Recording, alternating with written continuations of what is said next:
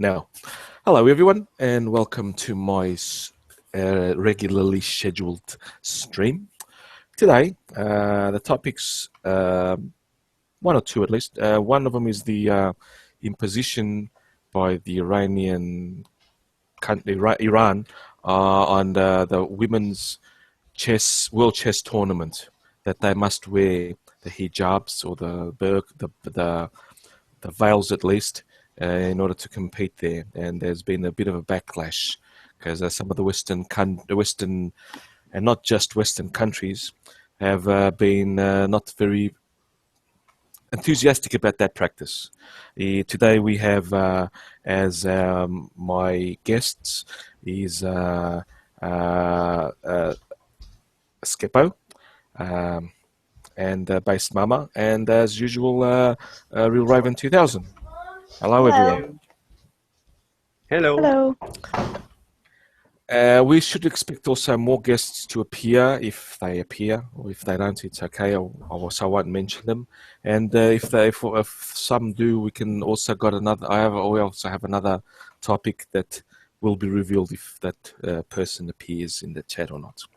So I have here an article from the. What's this from? From the Independent Journal Review, which I'm going to share my screen right now, so everyone can see as well. And it basically, the story goes like this. Last month, after some controversy, because originally the World Female Chess Tournament was supposedly to be handed to Syria, but we all know what Syria is happening now. So it was awarded to Iran by the governing body, the FIDE. And one of the measures that Iran imposed was that the women must cover their heads during the competition. Now, the governing body and the president was quite fine with that. But the problem is the world's best player, who happens to be on the United States team, and her name is, unironically, Nazi Paikidze Barnes. She's she's Georgian, the country, not the state of America, Georgian descent, and she just doesn't like that. Because even though supposedly the FID statutes religious and sexual freedom, apparently they don't care in this case. And this caught my eye because, strangely, Western feminists, Feminism Plus, have been so silent on this matter, which I would think warrants a good... it's an issue, it's a feminist issue, and yet they ignore this. And I think I know why, but we will discuss it. We will discuss it today and see how it goes. Who wants to start? Crickets. Mama? More like, who has more experience with the Shia? Well, you're right to point out that it does put feminists and leftists in an untenable position, because their big kerfuffle about hijab in Western countries is that women should be allowed to wear whatever they want, and hijab is a choice, and you shouldn't impose your beliefs or values on people for expressing their religious freedom. So what do you have to say about foreign women in Iran being forced to abide the laws of Iran? If it's a choice, why are they forced to wear it? And it kind of reminds me of Sean King going, we need to disarm the cops need to be disarmed, and then as soon as there's a mass shooting, going, only the cops should have guns. It's like you're just stuck now. Never happy. Exactly. It seems strange that as soon as, say, I'm trying to see a situation where equivalent in Western Europe, basically, of a Well, sport that requires women to do something. And yeah, the or, FIDE, the governing body, is telling them that they have to respect the culture of the country that they're visiting, which would be fine if that was reciprocated and, you know, okay for them, for everyone to do. But since what they're really doing is saying we want to have this here basically to show our multiculturalism and tolerance, and you have to abide the rules. This isn't just a rule or like a gesture to respect the culture. This is a law, and you can go to jail for not wearing the hijab in Iran. exactly, not- yes, you can, yes. Yeah. So, I mean, they're going to say, well, okay, then you have to abide the laws of that land. Well, okay, then. If a country bans the hijab, are you not now required to obey that law? That's really where we're kind of at. It's like we're at an impasse with this culturally, because you can't say respect the law of the country at the same time saying respect people's right to wear what they want. Yeah, and what's almost also very disturbing is that the U.S. Passport International Travel, they issued a warning that says that shit, I can't highlight it, but basically says that there is a risk of being arrested or detained U.S. citizens, British citizens, even French citizens who have a dual nationality, Iranian and others, for many, many reasons. We've seen that, 2 weeks ago when this British Iranian arrested, I think she's, firstly she was 3 or 4 months, from my memory, 3 or 4 months in basically uncontactable to her family, and she's been sentenced to 5 years from whatever charges they trumped up, because it is a trumped up charges. From what I read, it no real validity. They just arrested her for some reason. For not She was a wearing a spy. hijab. No, she did wear a hijab. That's the thing. She did wear the hijab because her family were slight dissidents or whatever. They arrested her. Just a question on what Based Mama said. Is it a law for everybody, for all women in Iran to wear Yep. hijabs, or also is there an exclusion for Nope. tourists or something? No, everyone. No. Okay, cool. I mean, not cool. Yeah, there are no exclusions for women in Iran. Well, in light of that, it kind of would make sense not to have an exception, even if it's an international competition, right? To say, hey, that's the law of the land, and we can't make an exception just because it's international competition. It's still in our land, and why should we change the law, or like accept the law, make an exception in the law? It should never have been held in Iran in the first place. Yeah. Yeah, exactly. But if they make that exception, then they kind of admit that the law is retarded, and that Yeah. Oh goodness, and then we'd have progress. yeah. That'd be terrible. And I think it's really good of the teams, of the women in the teams, to deny it. To say, hey, fuck, we're not going to do this, even though there'll be plenty of social justice warriors saying, well, you're not respecting the culture. Even though that's probably it's a fairly recent law, right? I mean, in the 60s, I think there was no such law. Right.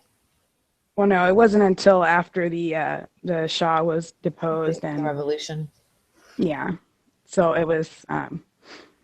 Yeah. So Excuse me. who's in power calls the shots, and doubly so if they like to cut off people's limbs, or give out like. I'm not particularly troubled by the law. Iran has all the right to make its own laws and everything. But what troubles me is that I've seen, and everyone has seen, in Australia, in the UK, in America, veil-wearing Muslim women arguing completely shouting down everyone that that's their choice. Oh, They have the choice to wear the veil, hijab, or whatever. Now we have here an example, a blatant example, that's not just a choice, it's an actual imposition. It Yep. could be a choice in the United States, Australia, Portugal, Spain, France, all the Western countries, Well, England. even That's- then, like it's touted like it's a choice. It's a choice. That's really not true. It can't But be a choice if you- there's a law. you tell yourself that it's a choice. And I argued this with, I think, one of the honey badgers. It's not a choice, but you would go crazy if you admitted to yourself that say, like when your passport's taken and you can't go anywhere, like the guardianship laws, if you really came to terms with the reality of that situation, it would make you crazy. So it's kind of like a Stockholm syndrome kind of thing. So yes, it's not a choice, but you tell yourself it's a choice, and you're also very defensive of your religion. So you're like, and you want to please Allah at the same time, right, Mama? Like you want. Yeah, they tell you it's not required. It's liked. It's preferred. Right. So I would argue, even when I was wearing it, that it was my choice. It really wasn't, but I argued that it was. Yeah, So- because I think that what they say is that if you don't do it, then you're really a slut, right? So, and you wouldn't like to admit that you're a slut. You're just a Well, good- because what they do is, yeah, that's true. But they tell you, this is one of my favorite quotes because this dude was so balls out honest about it that I actually really appreciated that he didn't try to bullshit people. He was basically in Islam, if a woman is not covered, then she's fair game. It's they view it as she doesn't respect herself enough to cover and be not a cause for fitna among men. And so a woman who is uncovered is making herself available for sin. And if a guy commits sexual sin, they get away with it because they'll say stuff like it's really bad if to not have sex if for a long time when you're an adult man, and you don't want to have sex with a virginal hijabi, so you go and find an uncovered woman because I think it was an Australian imam actually said that an uncovered woman is like leaving a plate of meat out in the street and then getting mad when the cats eat the meat when she gets raped. So it's like straight up victim blaming. that the concept of taharush as well, is it? This, mass rape of, or mass, whatever they call it. It's not really rape because, she's one of those. Well, the attitude is she's asking for it. Yeah, and I think that they're also kind of, I don't know if they regard it as punishment. I guess my guess is that they think that it's a kind of a punishment act, that you kind of, I don't know, maybe I'm interpreting it wrong. You but mean like it will teach her to cover herself? yeah, exactly. Teach her some manners, and like Taharush would be this concept of a whole gang of guys doing it, so just to really, really drive the point home. I don't know. Maybe I'm seeing it wrong. There's got to be an element of that in it, maybe, at least a portion of it. It's Maybe. kind of, Well, but they it say also shows in a way, if they would admit or if they say that that's the rationale behind it, or maybe if let's say the religious leaders say that that's the reason for it, then doesn't it say something really bad about the men, that that they don't really have any restraint, that they kind of, or they see some hair and then they just immediately have to take the dicks out, I see hair. It's kind of that it's almost involuntary. The woman's inherently evil, though. Like she's inherently she's Like a witch. Yeah, well, she's putting herself out on display, so she tempts the man. So it's her fault, and how she's tempting him, so he can't control himself. It's her. It's all her. It's all on her. But still, I mean, it say something about the man as well. He can't control himself. He's not the master of his own will anymore. He immediately drops all reason. He has to start raping. He sees some hair, so he has to stop. Like his dick is just, I can't make that connection as a man. I can't make that connection, as a Western man. Obviously. I think you underestimate the power of Shaitan, my friend. All right. So it's not the man's fault.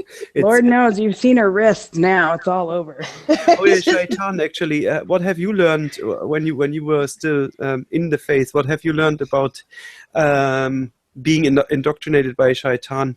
Being constantly. I think that one thing that I heard was that there was some deal between was it Muhammad or something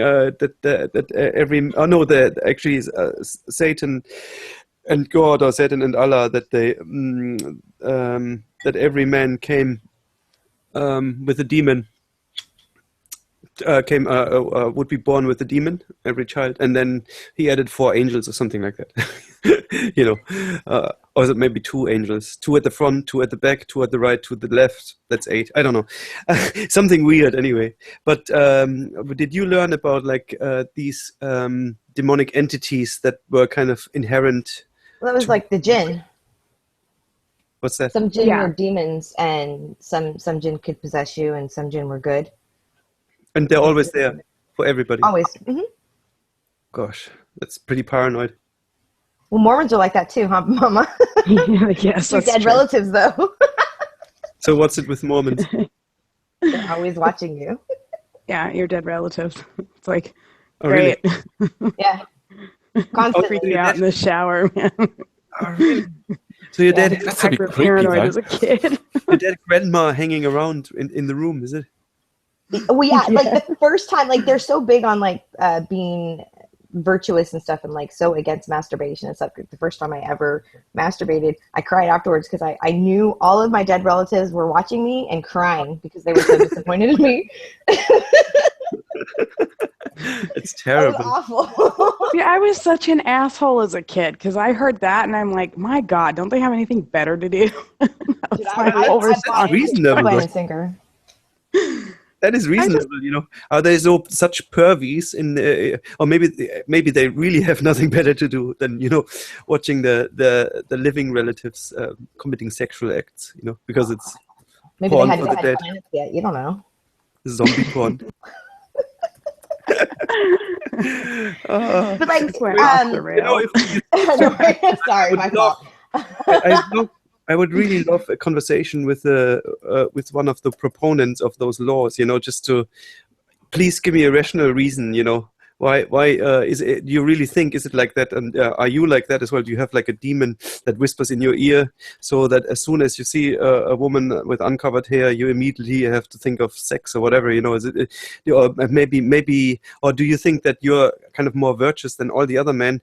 You have so much self-control, but all the other men, every one of them, they're just kind of animals, or like, I don't know, under Shaitan's spell or whatever bullshit. But I would really like them to spell it out, so that more than it's the law, full stop. But I guess once it's a law, you don't have to anymore, right? It's the same thing as the Saudi men saying that they love their women so much that they're their property. That's how much they revere their women. They treat They're them their like property. pearls. But I own them. I love my car. I'm sure they smack them around in public and nobody gives a shit. But that's how you treat a pearl. It's so precious to you, you have to beat it into submission. When my drive it property into the misbehaves. You drive it into the garage and give it a good waxing. Exactly. That's You right. see how it is? Yeah, that would work. Yeah. Okay, back on, but let's get back a little bit on topic. Okay, I so wanna share the screen. the country of Iran can enforce their social norms by law even, but we cannot because of tolerance or multiculturalism or whatever the hell buzzword of the day it is. Well, SJW is basically Well, the France Marxist can. left. Yeah.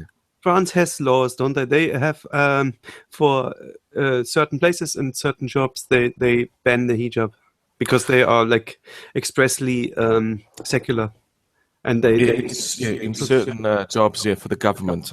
Yeah. Now the Fox News.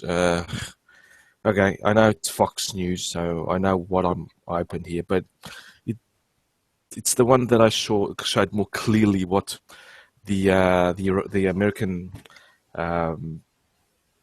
player Nazi said, that she's the best ranked female chess player in the United States. Just before you read it, scroll back up. Is that chocolate? Just scroll back up. Is Yeah. that No, that's It looks could be like chocolate. chocolate. Yes, yeah, it looks like chocolate. It's chocolate.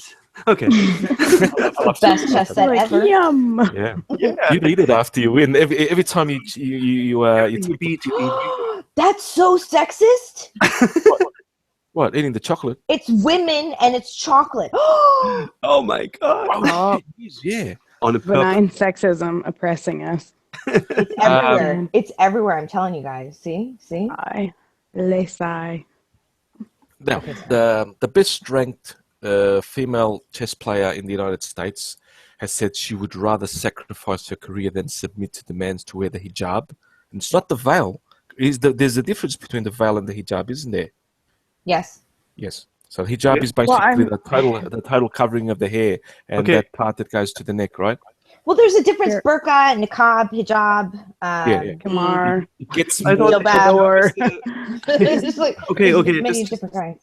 Yeah, just slow down. I mean, is hijab the mildest one? It just covers the hair, it doesn't cover like the bottom part of the face or anything. Right. Is there a milder one? Yeah, the Covers the hijab hair is and the bosom, like the the chest. hair, neck, chest, and shoulders, right? Yeah. Okay. That's the hijab. The next one up And is show your the. face, nothing else. What's the next one up? The niqab. I The think that's niqab, right. probably. Yeah. That's then also and then the one that has the mask, the absolute That's the The beekeeper suit. chador is pretty close to the niqab. That's the one that's most common, like in Iraq. You can see your nose out of it, basically. And then the niqab is just your eyes. And then you can do the full, I With can't remember what the the- 3-layer veil is called. God, it's going to bug me forever. And then Burqa burqa is like the full sheet the full with suit. the net, like net That's the block bin in bag, it, so you can basically. see. Yeah. The beekeeper suit. I call it the beekeeper suit. Bin bag. So she said that she will boycott the 2017 contest, which this is the most telling thing. It enforces. It's no choice. That says there enforces by law the dress code. Now, whenever a Muslim apologist woman, supposedly feminist, which is an oxymoron, says that that's their choice, they just have to look at the Iranian, one example, the There's tons of Saudi countries that Arabian, demand it by Saudi law. Arabian, Afghanistan, Pakistan. They all enforce a dress code. It's no choice. When you enforce it, it's no choice. You have no choice. And package, I think it's usually pronounced a package. I'm probably butchering a bit. I apologize. That it may harm her career, but she will not be beating of a oppressive regime in order to compete, which is not the price that she wants to pay. And I admire her. But what I don't see is the likes of Emma Watson, he for she, bullshit. Who else is? No one's standing up for her. No one, absolutely no one from the You would ones that think have feminists would be all over this. Right? Going, look at the patriarchal culture that forces women to Mhm. shame themselves and their bodies, and no crickets. Yeah. What is up with the Islam apologia from feminists? I really don't like that. Has always caught me off guard because my mom was a second wave feminist, and it was totally okay to talk about that, to bring issue to it, to try to find ways to change it, to potentially put political pressure on these countries to do this. And then somewhere around the early 2000s, probably after September 11th, it was suddenly not okay to talk about it anymore. Yeah, Like now yes, it was just, It's very hard. you were an asshole if you said anything. Would you think that it's maybe because feminism has become a lot more collectivist since then? It's more so they're kind of more in awe of systems that are really enforcing collectivist thought and collectivist rule works, like Muslim, which is kind of, in my mind, the ultimate collectivist society. Sounds like I as good a don't theory think as so. I think that it's really that You know, progressive stack. It's a collectivist idea. It's basically it puts people in drawers in groups, collective but groups. the SJWs, the MRAs are Ooh, now we're becoming echoing Islam really bad. apologists. Now the Christian apologists are becoming Islam apologists. It's actually making my brain hurt now with all the different ideologies. The people coming together being Islam apologists, they're all arguing for Islam, and for their various reasons. You know that it's more terrible than what I'm saying, or it's not as terrible as what I'm saying, and they know better. And I don't understand it with any of those groups. I think it's fear. I think they know how Yeah, dangerous it exactly. is, and I think that they are. My theory behind it is that they're feeding the alligator, hoping it won't eat them. Oh, Sorry. that might be Feeding it. the alligator. Is the echo better, by the way? Yeah, a little bit. Okay, sorry about that. No, it's okay. I think that they don't want to ruffle the feathers of people who may potentially kill them. So they're just trying to give apologia, like you would beg No, I for don't mercy think so. from the king. You think that feminists in the West are afraid of Iranians? I doubt that. No, what I'm saying is they're afraid of Islam. Islamophobia. They have Islamophobia phobia. They Yeah, don't want to be called an Islamophobe. why? That's pretty much what It's- it is. I'm asking, Or why is it racist. because it's a group of, because it's an identity, and identities are like holy, the identity of women, the oppressed blacks, they're all identities, and they are at the core these collections of people. They're holy, and Muslims is one of those.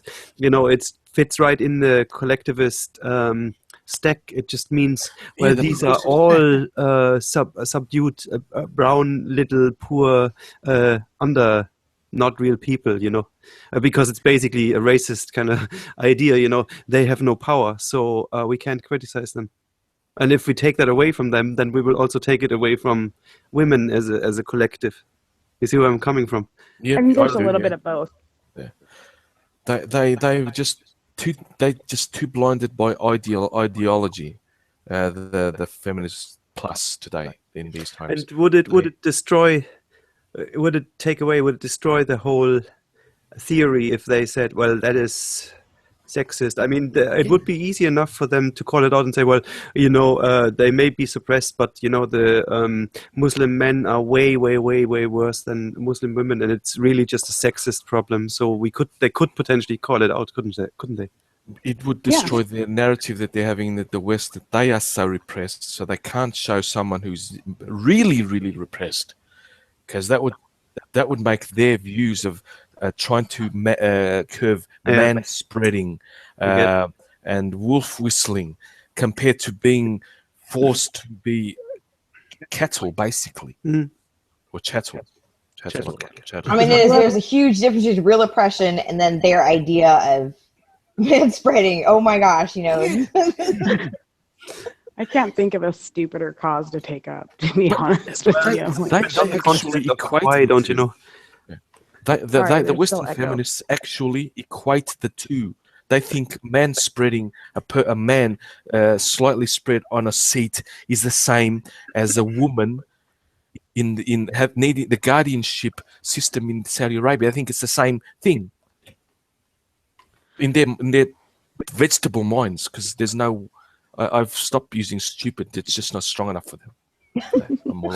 They're just not functioning at all. It's vegetable. They're vegetable. They fucking have no brains. They really don't. It's frustrating because they're not. There's a sense. I don't know how to say it. It's a persecution superiority complex. They persecute us because we're better than them. We're more holy and good. That's kind of the attitude. I mean, that's the attitude when you grow up Mormon too. They tell you the same thing. We're hated because we're so holy, and then they tell you the same thing when you're Muslim, that everybody hates you because you're Muslim and because you're holy, and they don't understand the way of Allah and shit like that. They basically, exactly. I mean, it's yes. I don't know. Persecution yes, complex. That's the only way I know how to put it. No, it's exactly the same thing. It is, You have the it's easy. truth, Well, I therefore mean, you it's are easy. persecuted. Yeah, it's easy to understand if you've ever been in a religion that really believes that, and they really like pound it into your head. But you have almost 2 billion Muslims in the world, and they have this persecution complex that the Jews are trying to kill them and wipe them all out, even though there's only like 8 million people in the entire country of Israel. So it's sort of like, what? exactly. Yeah. You can't, when it's that kind of rhetoric, you can't stop and ask yourself about it, because you have to rely on that Yeah. to, get your feel goods, I guess.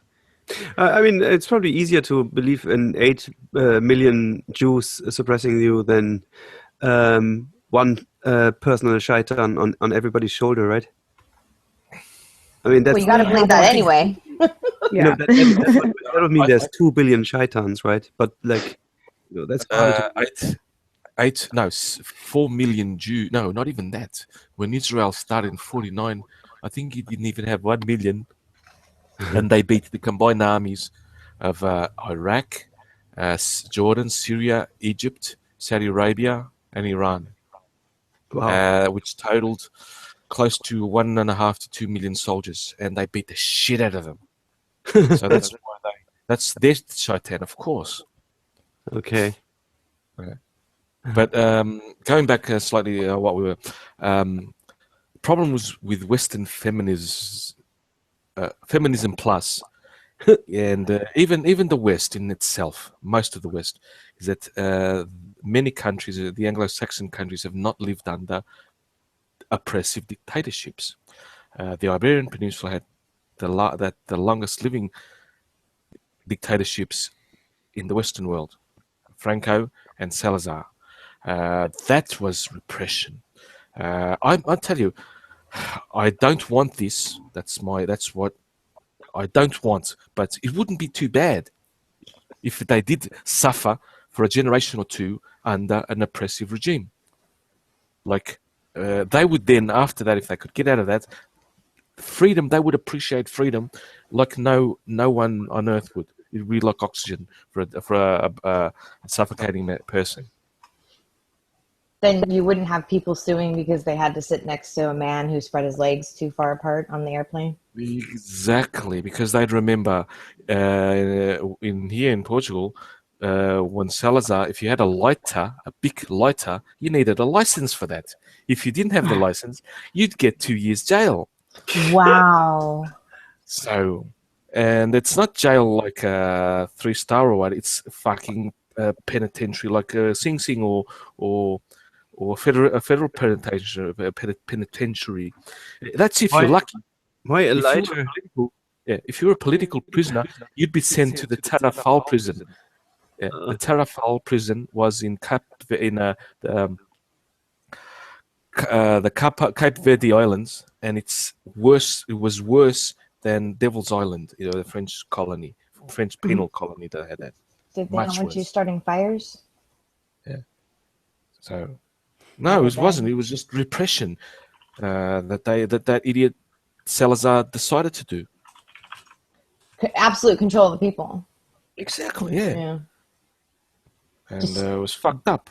But why lighters? Were they kind of anti-communist or whatever? I don't know what's bad about lighters. No, a lighter, a big lighter. You could use these weird type flint and things. You could use those.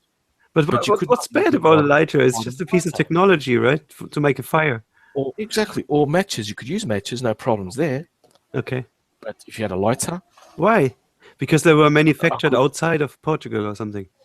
I don't know. I honestly don't know. It's really why. strange, it just seems arbitrary. It's like you can't use your right hand to wipe your ass or something. It's just arbitrary. There's no reason for. It's just because we can. It's like it's like something you say you're a child. You're in bed by 7. Why? Because I say so. Fuck off. It's weird. There must be a reason. the many dictatorial laws are not reasonable, are not. They're weird. They're fucked. They're just to control people. They're just. I mean, it might actually just be a pure malice that they do. We invent a fucked up rule. It doesn't matter that it doesn't make sense. In fact, the less sense it makes, the better, because it just demonstrates that you're just kind of minions. Pure bureaucracy. I mean, pure bureaucracy. To get the license, you needed a sort of a fill up a special paper. It was 25 lines. Was blue. The lines were spread X apart. You had to fill it in. Then you had to get it stamped. You buy a stamp and then get a white stamp on top of that and a signature. It was just pure bureaucracy. So you got a license. Just to get a lighter. To jump out on sticks and hit people with over the head with a hammer. Can I have one of those? Do you want to share the Skepo's link? Yeah, I can share if you want. Let me share. Oh, good. You can share it then, because that's easier than me doing it. I am sharing now. You have to click on me, so it's shared. You have done that. So I just read this just a little bit ago, and I found it quite an interesting. It's a book, I think, but it's an interesting theory. I keep asking why it seems like everyone's gone crazy, and there's no reason left anymore. It's just everyone going on feelings and gut instinct, and just like you can't rationalize with anyone anymore, it feels like. So this guy is through this book is positing that the brain has failed us and science has failed us in different ways. But go ahead and have a look at it. It's kind of interesting. Yeah, it said is humanity losing faith in reason? So it's actually a matter of faith. So we don't believe in reason anymore. Right. It's just kind of funny that you put like that concept above. You know, you'd think that reason would be kind of above. No. There's one higher than reason, and that's belief. It's kind of higher. You want to read some of this?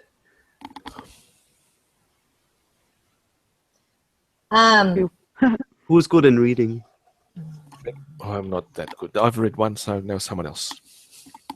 I'll do it. I'll start here though. Truth doesn't seem to matter so much as truthiness, the quality of something seeming to be true, even if it's false. That's what I've been saying. Like, people seem to be more interested in, how it sounds rather than whether it's actually true or not. So he says, have we lost faith in reason? Philosopher Julian Baggini asks this question in a well-timed and cogently argued new book, The Edge of Reason, a rational skeptic in an irrational world. Again, very much what I was talking about earlier today. He looks at why rationality gets a bad rap these days. And in many fields, the experts have let us down. Science has arguably overreached, and religion, something billions of people continue to hold dear, is frequently portrayed in a secular society as incompatible with intellectual coherence, if not sanity.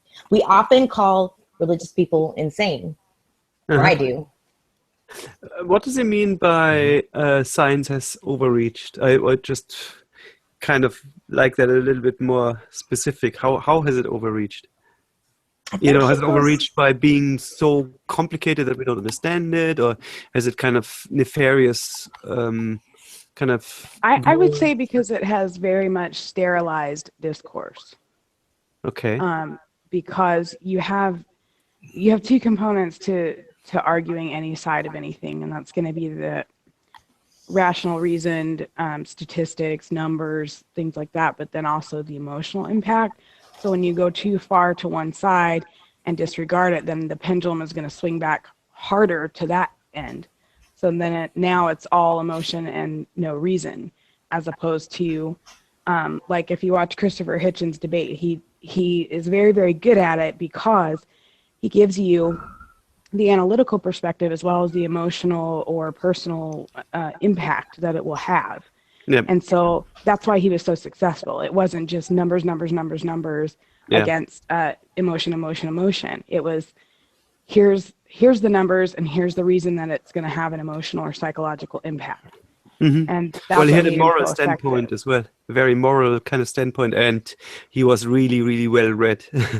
So yeah, and he was one of those people that could argue against sophistry, which is just digging at emotions to drive people to action, is as opposed he could see the difference between the actual emotional impact and just trying to dig at your emotions to get you to see things his way or to shame you into seeing things his way. That wasn't really his thing. He didn't do that. But we've lost that in discourse. But I don't think I wouldn't like say Hitchens is a good model for a scientist, obviously. And science seems to be, I'm not talking about science channels or like popular science or, Bill Nye or whatever. I'm talking about that dry stuff, He's not a scientist. Yeah.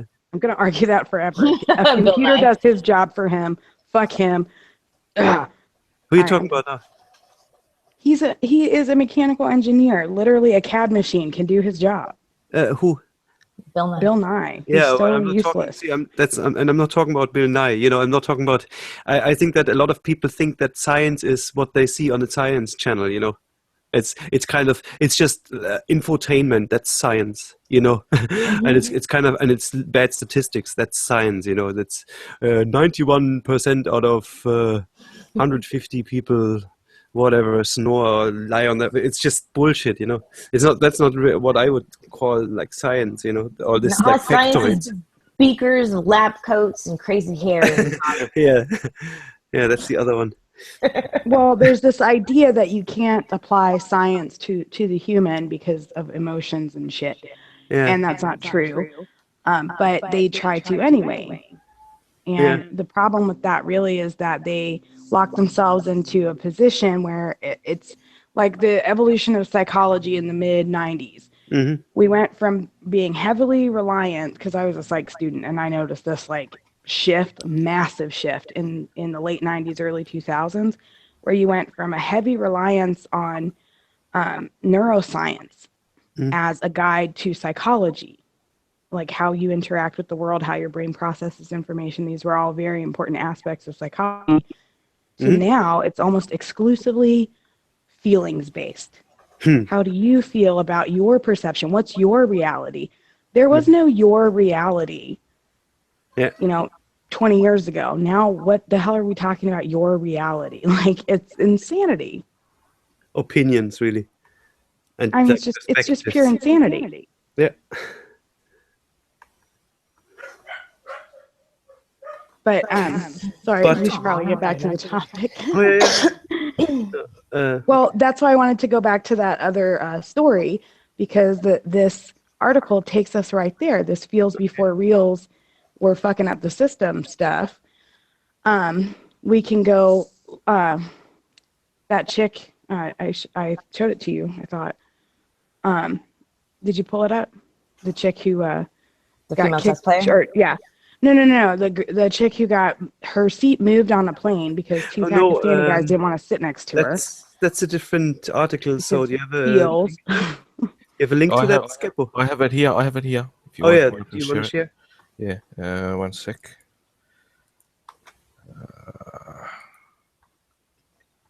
So do you guys think this article that I was reading earlier, it talks about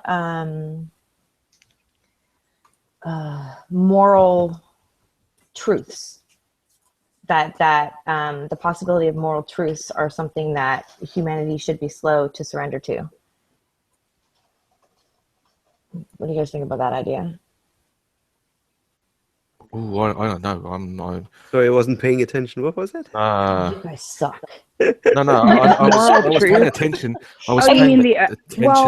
Yeah, there's a battle against objective morality. Like, we would all agree it's bad to kill people, and you shouldn't do it unless you have to. I think the argument is that science takes away, it just reduces reason to just logic instead of feels or moral truths. Mm-hmm. There's so it's just scientific reasoning. So people turn away from it because of that as well.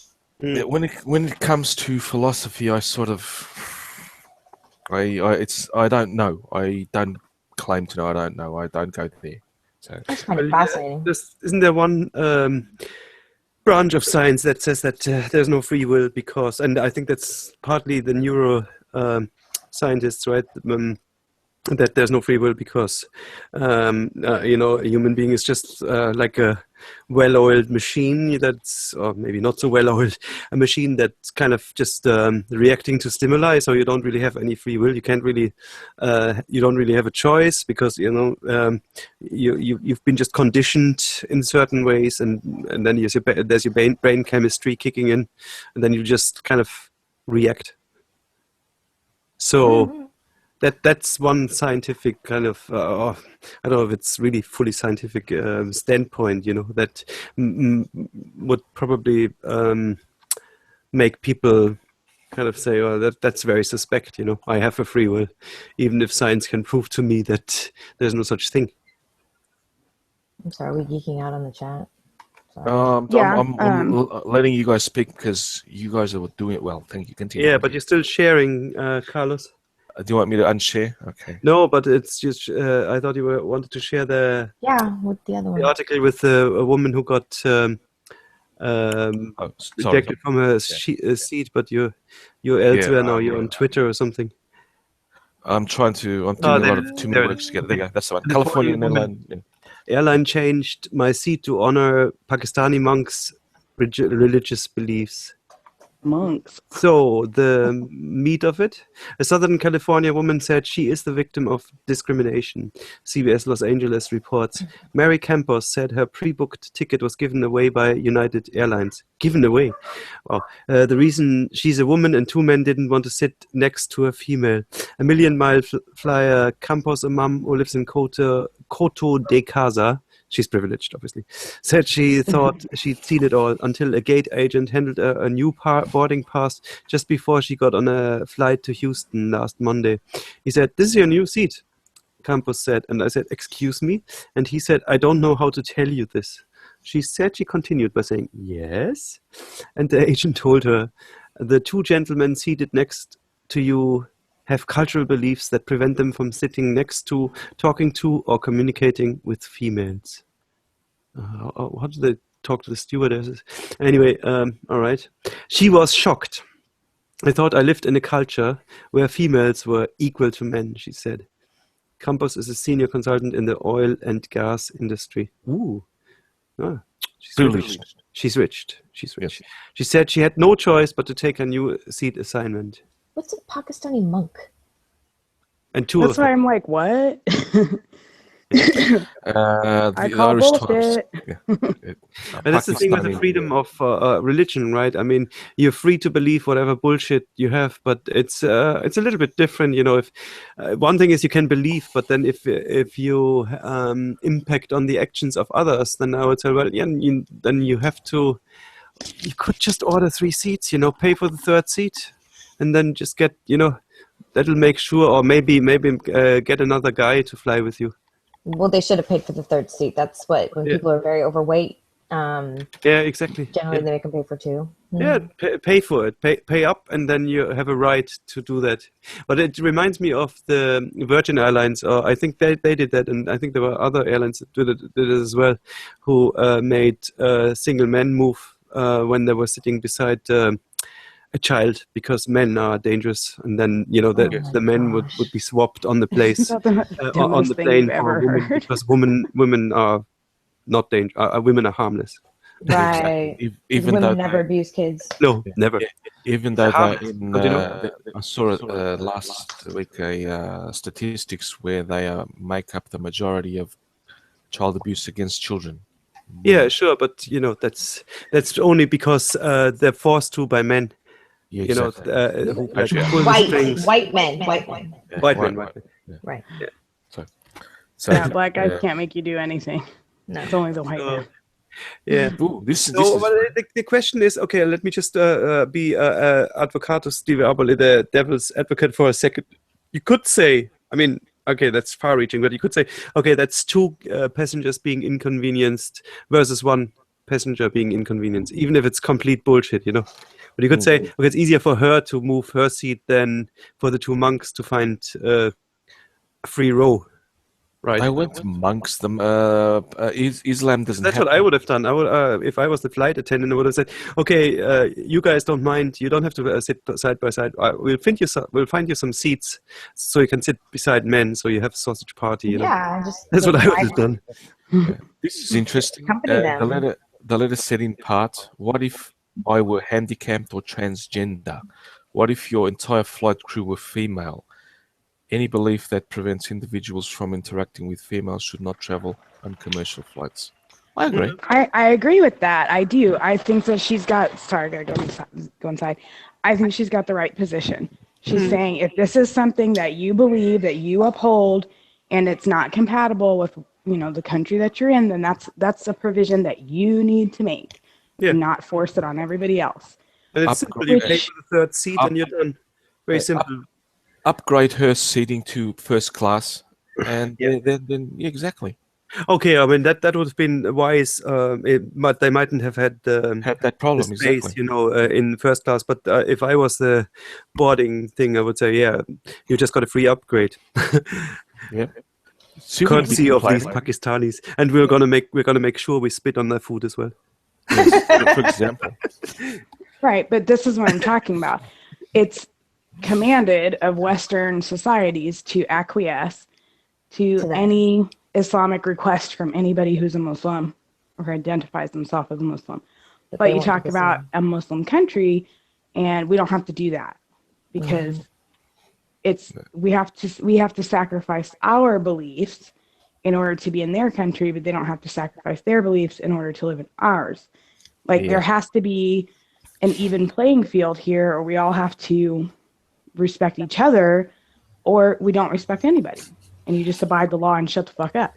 Even though I was taught as a new Muslim that Muhammad taught everyone to acquiesce when you're in a foreign land or amongst foreign people, or to try to fit in to the culture. That's what I was taught as a new Muslim. Of course, that's not what happens, but that was a big thing that was pushed on me anyway when I had first converted.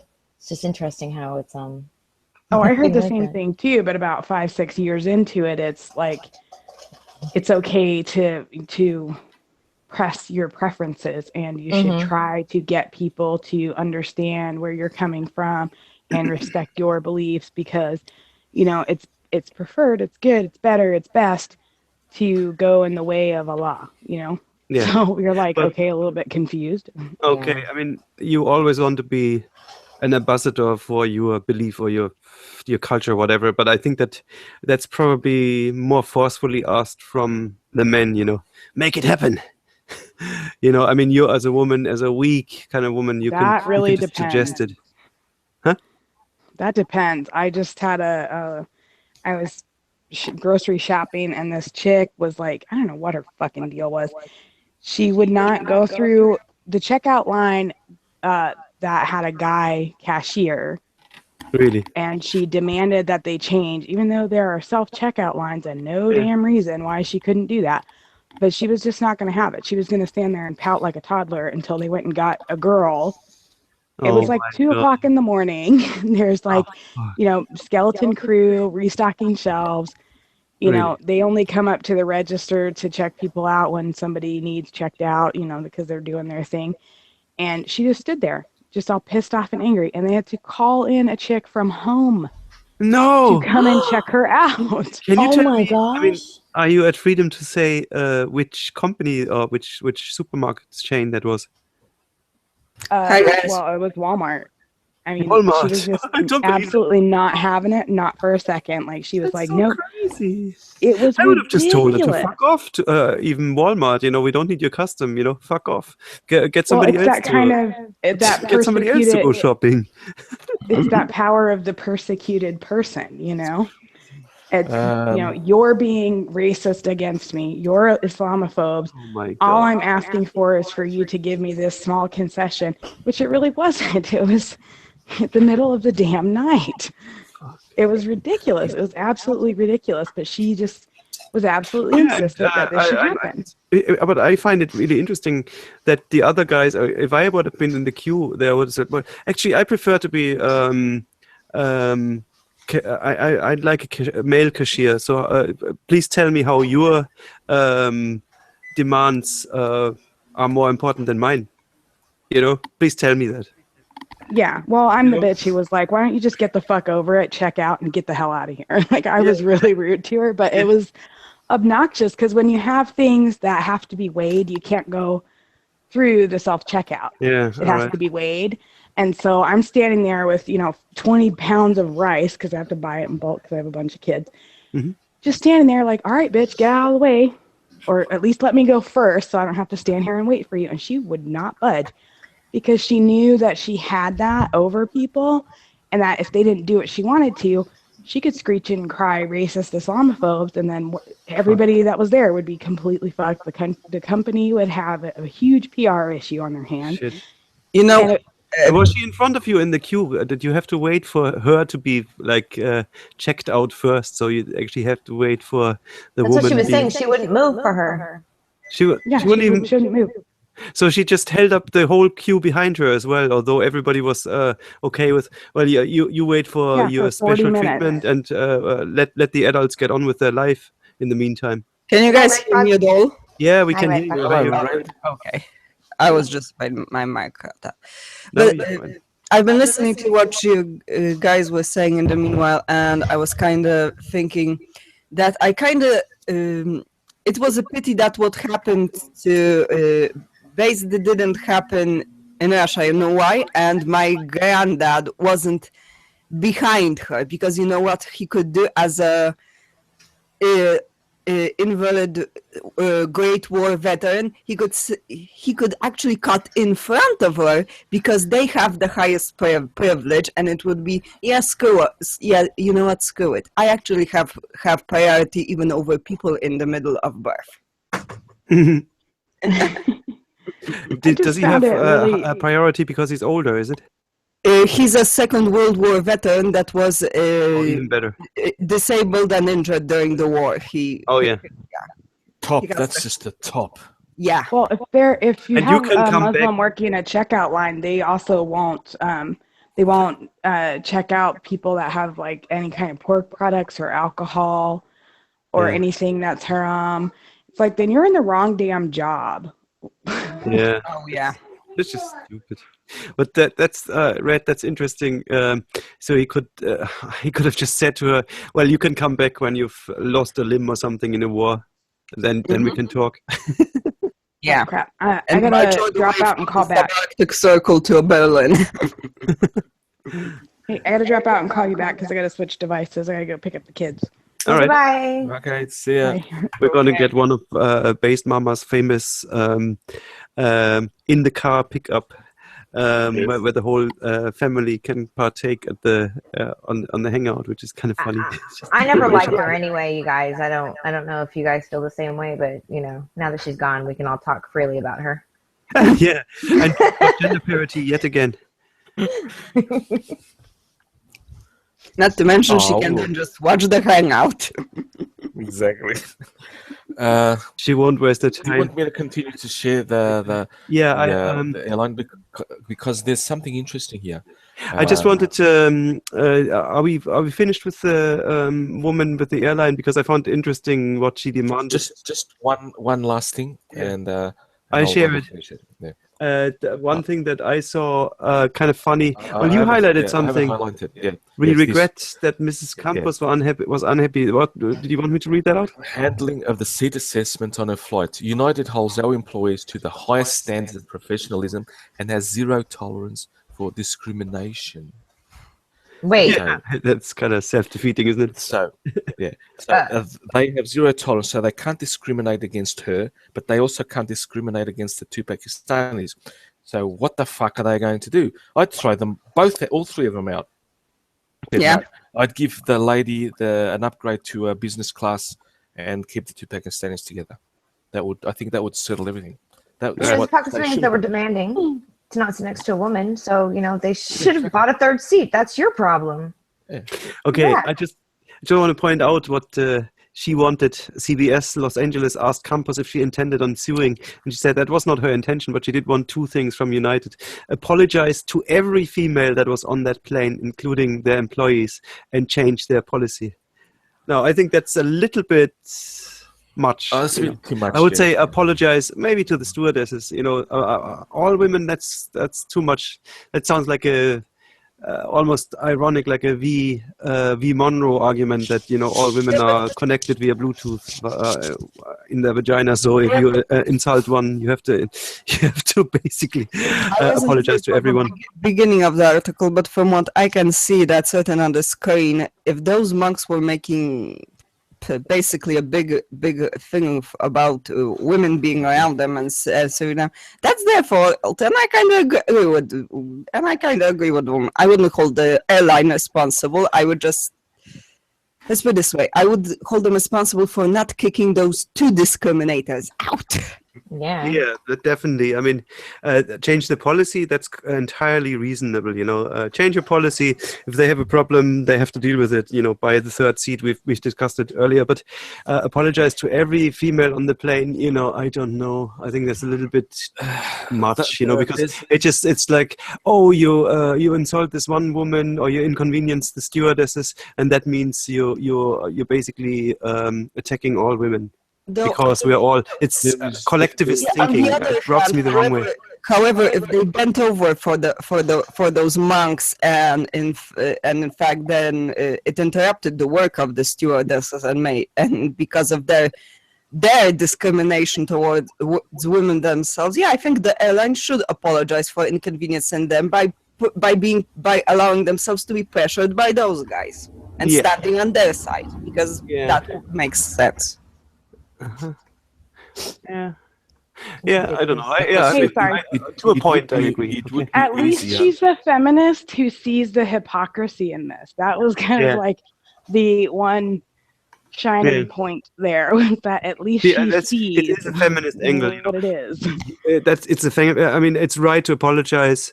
I just don't see, to all women, because I take it from a really collectivist angle. All women were inconvenienced, not just this one woman, and obviously I would apologize to the crew, because fuck it, the poor crew, they have to kind of make decisions because of some and it's a really policy that comes, it's not necessarily a male to female policy, it's a policy that comes from respect for religion, right? That's where it comes from. It can be, I have to wear a turban because I believe it. It's a 2-meter long turban. I'm sorry, it means that nobody, I bring it to the cinema and nobody behind me can see anything. But it's, it's a belief, so it trumps your right to see the movie that you've paid for. It's the same kind of thing. It's a religious reasoning. Personally, I think that people with something like that, if you want to wear that turban and you will inconvenience other people, we will change your seat to the last one in the row. Go to the back. You can enjoy the movie from there. No worries. Exactly. You can always find a solution. No intelligent people are dealing like that. The easiest. A 5-year-old could figure it out. Yeah. They don't want to sit next to the woman. Okay. Bring the woman up to first class, or like I said, first class or business class. Get a man back to or leave those two alone, because when you buy seats, you buy seats. Well, if the plane was full up, then you would have to inconvenience another male passenger to, swap with her. We don't care about men. That's okay. Unfortunately, that's true. Exactly. I would have done completely different. I would have found 2 rows that are really far apart from each other, that are completely male, and then I would put each of those monk and make sure that they get their sausage fest. I would also not serve them any food, because we only have female stewards. So I'm sorry. Food is halal because we're That's right. No. There's no halal. What I don't understand is why they have to apologize to any females that it didn't directly affect. That's a bit stupid. That's a bit exaggerated. Yeah, that's what I said. That is what I said is collectivist in this, and that's kind of. I think that's a little bit stupid, Was that a post haste? If you have to wait. If a company has to apologize to all Muslims when they incidentally offend them, then that seems totally fair. So you can play at this game. That's kind of where I'm at. Like, this situation is the perfect intersection of women's rights versus Islam, and we see very clearly that Muslims are higher up on the progressive stack. So sorry, lady, fuck you and your vagina. Yeah, it's like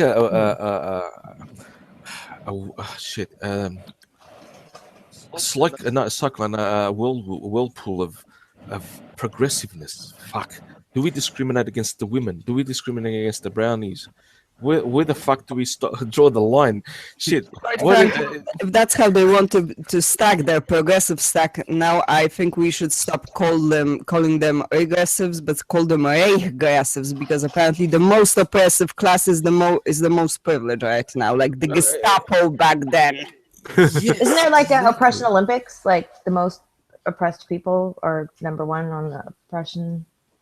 That would be a midget, disabled, trans, multiracial. I don't know what, something like that. That would be pretty high up on the oppression stats. Yeah, pretty high. You have to tick all your boxes first. Oh God, but that's kind of the attitude that it is. It's like, but that's what I'm saying is it kind of shows where we're at and what happens when these two things collide in a situation where both parties feel entitled to have their views or position respected over and above everybody else. As you have this conflict and you put people in this position where they have to choose, basically. Who to offend, or who will have the least serious complaint if they offend them. I mean, that's it. It sucks. It sucks to be in that position. I mean, true. I get what she's saying. Like, what the hell is going on? Like, they told me, or they could have. I mean, she said that her seat had been given away. So my assumption is that they had swapped her seat with a guy. Yeah. No, with another woman. Just a woman that looked like a guy. That would be funny. We don't have a man. Here's a trans man. Yeah, he's a trans man. Is that okay? You guys are assuming gender. You got the bits. Sorry, my bad. Just stand in the corner now. And that would be so funny because if it was a trans woman man, well, I identify as a man, so that has to be good enough, And then you have a real quandary because who is higher on the stack, religion or trans? Then they'll have to count the points. And sorry, you're trans. Are you also like mixed race? I'm not quite sure from your skin tone. Yeah, but you can't ask that though, because that makes you racist. And then the monks have to move. But I'm still a little bit like hung up on the Pakistani monks. Like, what? No, they wouldn't have to move. It reminds me of the situation where no one really bitched on the Emirates for kicking out that trans model that tried to go on vacation on Dubai a few weeks ago, I believe there. Anyway, if Solomon was steering the plane, then he would hand out one parachute and 2 backpacks. There you go. But it sort of goes back to that the article that Jen linked. It's where it's feels before reals, irrationality, because again we've taken so much emotion and moral thinking out, and everything is equivalent, everything is the same now because we're looking at so much science, statistics, and numbers, that it confuses where we were before morally. But that not even feels, I mean, it's really strange because religion has this really special place where I'm sure that nobody really gives a fuck about that particular religion. It's just being told that religion has this special place. It's like a joker, No matter how whatever they think. Just one religion. Yeah. And they keep calling them monks, like they had some kind of special place, so they were entitled to say they didn't want to sit next to a woman, like they were specially religious, so it was okay. Okay, hang a second now. Would you say that if let's say there were 2 Mormons or 2 Amish, let's say, on the plane, and they were asking for the same, and they would explain with the same rationale that their religion, whatever, would forbid them to sit beside a woman, wouldn't they? Would you think they wouldn't have gotten the same treatment? No, I don't think so. That would be interesting. Because they would have been fucking told, white I'm sorry, that required Yeah, they would have been told, I'm sorry, then you'll have to buy another seat. Exactly. You can't inconvenience our other passengers, blah, blah, blah. It's happened before on trains, on Amtrak trains here, because we have a pretty high level of Mennonites here. And there were 3 women traveling together in an extra seat, and that's what they told them, you're going to have to buy another seat. Because we can't inconvenience someone else on your behalf because you didn't plan ahead. That was essentially what they were told. And they were fine with it. They didn't complain. They were like, oh, we're sorry. It's fine. We'll buy another seat. And that was it. Well, Which is maybe the way they should be. The reason is probably also because they probably know that they're not that far gone in their religion, that they're kind of reasonable, that say, okay, I mean, these guys are reasonable, but we can't really expect reason from 2 whatever monks, we can't. Their culture is so far removed from us that we cannot assume that they have the same rationale. They're kind of like kids. Did you see that they mentioned that they were wearing orange shirts? Like that meant that they were monks? Like I didn't understand that at all. Like there's no such thing as a Muslim monk, and what does the orange shirt got to do with it? No, it was orange. It wasn't. Isn't that the Hare Krishna? It reminds me of Airplane, the movie. Remember? Yeah. They mixed up their religions. He beats Taxi jab. Sorry. Pakistani Hare Krishnas. Yeah. That would be interesting. I want to interview them then. Yeah, and I want an orange shirt for my next. I want an orange shirt for my next plane ride, but I will say I can only sit beside women, and they have to be below 25. Beautiful. Oh, there you go. Really hot. Yeah. Raven, you ageist. Sorry, it's my religion. It's my religion. I can't do anything. It's not ageism if it's your religion. That's right. But it's the exceptions that are being made for this one ideology. Like nobody gives a shit about Christians. Nobody gives a shit about Buddhists or Hindus or anybody else. They don't give a shit. And they will happily inconvenience them no matter what.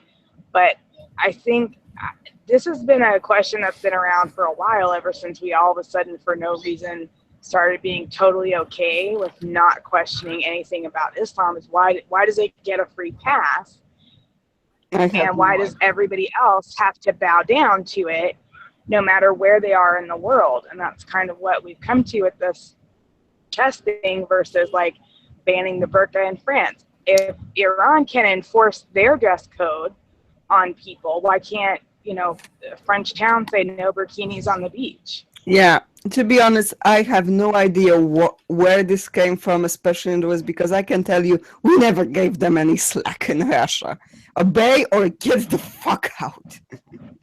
And that's how it should be. In another country. There's a big misconception about the bikini ban in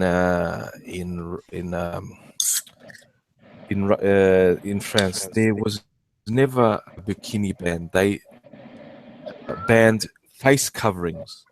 That's it. Didn't say it was a bikini ban or anything.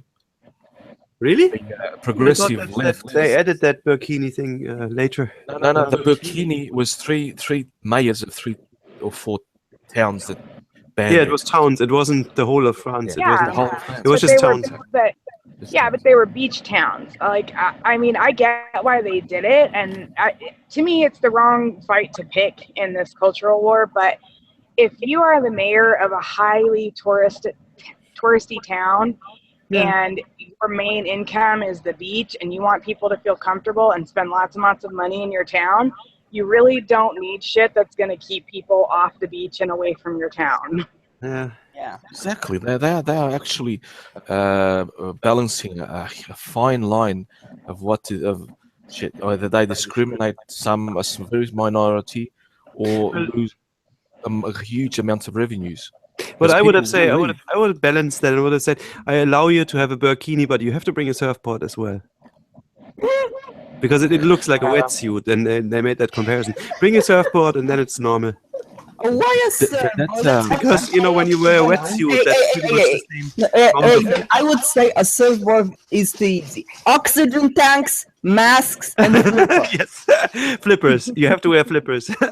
You guys remember that kerfuffle of those two policemen supposedly molesting, I use that word for inconveniencing that Muslim that supposedly got a fine and she had to take her bikini off. And all the media of the earth exploded and say how horrific the poor woman in that. Oh, yes, and I think it's hilarious because cops in Egypt do the exact same thing. They don't have bikinis in Egypt. No. Yeah? But they actually was not what was happening. The people that complained and were arguing with the police and that were not because of the woman was there. It was because there was a television crew from Channel 7 of Australia. They set that whole scenario up. You are not allowed to film anyone without permission of that person being filmed. That crew was there, and the people phoned the cops saying, "Look, there are people filming. There's television filming us here. Get them off." That's why the cops showed up. Oh, and they shit! And they tried to paint that whole thing as intolerance. Exactly. Bloody hell. So I take news reports of that with a grain of salt. Yeah. I wait to see what happens, because if you wait a few days or so, the real story comes out, and it did. Yeah. I don't have the links here, but it's easy to find. Channel 7 bikini shit thing. It could always be a YouTube prank, right? I don't believe anything I hear anymore, or see. You know, I always go to their sources, and then I want those sources, and I wait, and never jump the gun, never. I've been lied to so many times and misled so many times. It's just not worth it anymore. Forget it. No. Every news story is like jumping down the damn rabbit hole now. I'm just too much of a skeptic for everything, and I don't believe nothing. I wait, because I have fallen for it twice, and I am ashamed for falling for it twice. And I was part of 2 cults, so there you go. Yeah, twice is too much. I can't. Will not ever happen again. Where have you fallen for it, Carlos? Yeah, I have. I've commented on news which later on turned out to be bullshit. And I went back and just deleted my post because I know it was bullshit. I issued a retraction and an apology. I do that. I'm no problem to do that. I'm not always correct in everything. I do make mistakes. I admit them. But the Channel 7 has not yet issued an apology, which is fucking idiot. They never will either. That's not going to happen ever. It'll be like the last 2 seconds of their credits or some shit. Tweet it out, and it's going to be buried among 1,000 tweets faster than. Oh yeah, it's gone already. It's already passed. There's no. Yeah. I just remember it because I've got a good memory. It was the same thing when I remember. I think it was the New York Times, or was it the Washington Post? I don't know which one was it. Before the Sochi Olympics, they published a photo of a street being renovated with, cobbles around and shit like that. That wasn't Sochi. That was a street in Austria. And they were forced to attack that crap. Yeah. These days, the media just wants... They're so lazy. They are. Well, they have cut so much because the printed papers are losing money left, right, and center. The digital press is more cheaper, and what you don't need real reporters. You get a couple of kids, interns, to do that shit. That's why they're so lazy and just inaccurate. Well, when there's no standard for truth in reporting anymore, I mean, half of these publications, like the Washington Post, New York Post, they don't even try to pretend like they're unbiased. Now everything is an opinion piece. Yes. Like nothing is just, here's what happened today, But it's been like that for a long time because Walter Cronkite, in the 70s maybe, complained that media could not choose the president anymore or something like that. Like he was bitching about like how they couldn't skew it because people would just get they would find the truth for themselves, and that was like a big problem. But they had always tried to do that. They'd always tried to rig things in a certain way, and so it kind of was a shock to a lot of people that it had been going on for that long, you know. Yeah, Rupert Murdoch's been doing that for not the last 2 elections, but the prior ones. The Bush elections. That was Rupert Murdoch and Fox News and what's his Rupert Murdoch News Corporation. They've been rigging American and British elections, but now they can't because there's just so many independent outlets. Yeah, and it's actually funny how the tables have totally turned with these American elections. I mean, every possible media, except maybe somewhat Fox, let's not talk about those guys, but they're all behind Hillary. They're so just fucking trying to push her, and Trump is going to win with her anyway.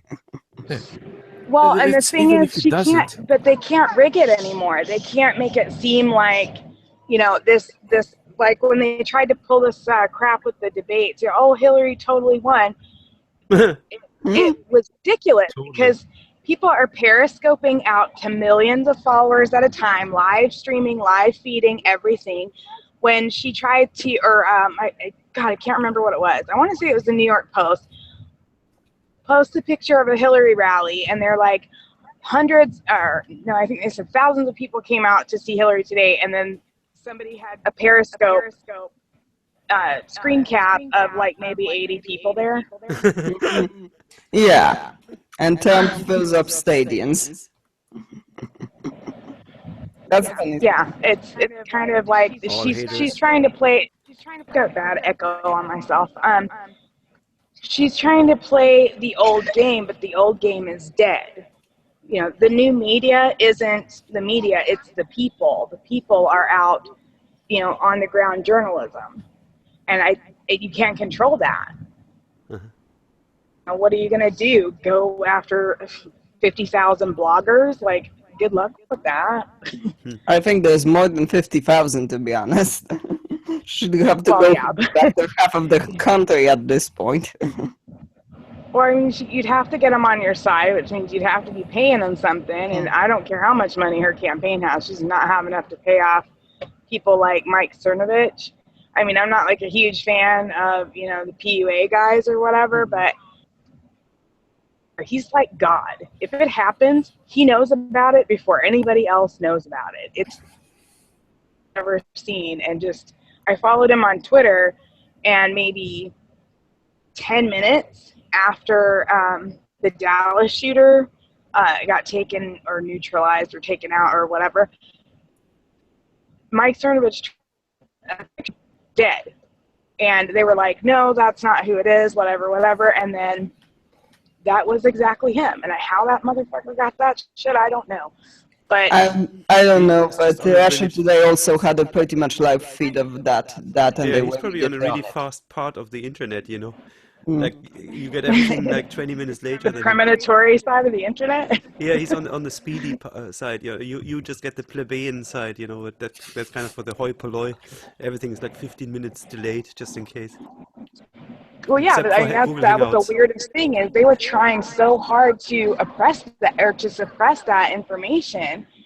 And here comes some random guy on the internet who's got it out before anybody else. And that must have just pissed them off to no end, because there was no covering it. There was no, you know, making up a story for it. There was none of that was happening. And that's kind of, things are getting out of control. Like, reminds me of Cologne. To go back to the Islam. I mean, that's just one guy, right? But yeah. It does remind me of Cologne when that stuff happened, and I saw a lot of German Facebook posts talking about the, you know, sexual harassment in Cologne, and there was nothing on the public media for days in Germany. You know, nothing. Yeah, in Germany. On Facebook. To be funny, on Russian media it was plastered all over Russia Today. Of course. They had a story of the week, at least, out of that. And then there was that. Sorry. Sorry, go on. No, go ahead. You were saying. Yeah, there's an interesting thing happening at the moment. I just got an email an hour ago by Open Media, and they're doing a fundraiser. There's apparently some the Supreme Court in Canada is trying to put some precedents case through where they want to, among others, sue Google to suppress certain information on not the Canadian internet, but search results worldwide. I don't know. I mean, Carlos said I'm mad when I said it because they don't have any jurisdiction. But there have been previous cases where it was about, I think, getting search results for a certain illegal or counterfeit kind of a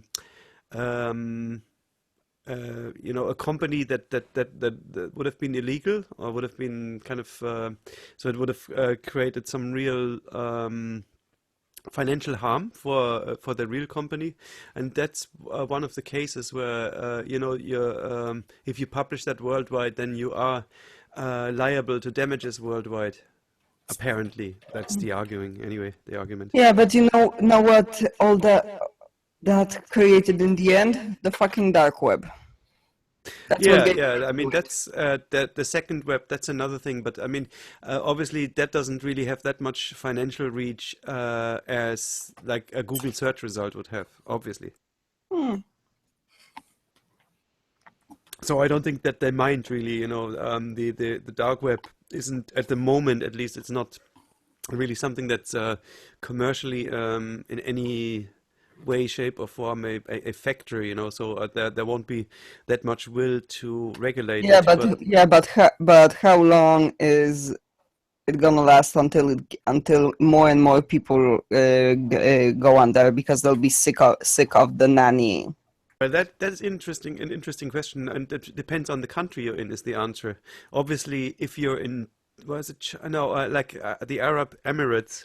I don't know if you saw Computing Forever's last video about ICANN, and he mentioned, I think in the Arab Emirates there's a blacklist that has 400,000 pages. So there's 400,000 pages you cannot access, and that'd be interesting to. It's not the dark web though. You usually use a proxy. You just kind of pretend you're surfing from a different country. So that's a way around it. But dark web would really be something to circumvent. I think proxy servers are going to be what you see coming up really fast for dissidents. Yeah. And the more interesting one is Korea. They have a official internet, and I think it has 45 websites. So I think it's probably the more honest approach. Instead of having a blacklist, they just have a whitelist, and they haven't. They have 45 websites on the whitelist. Yeah, that's it. That's the internet. It's 45 websites. Wow. And they're all government. And then, in that way, they don't even need a link text, I mean, that's the next thing. That's like 1994 internet. Oh, yes, it is. Yeah, pretty much. Full of blinking GIFs and... Are we talking about GeoCities? Yeah, GeoCities. Yeah. MySpace. I do remember GeoCities, and I do remember the nostalgia kicking in. I remember when you didn't have URLs, you only had IPs.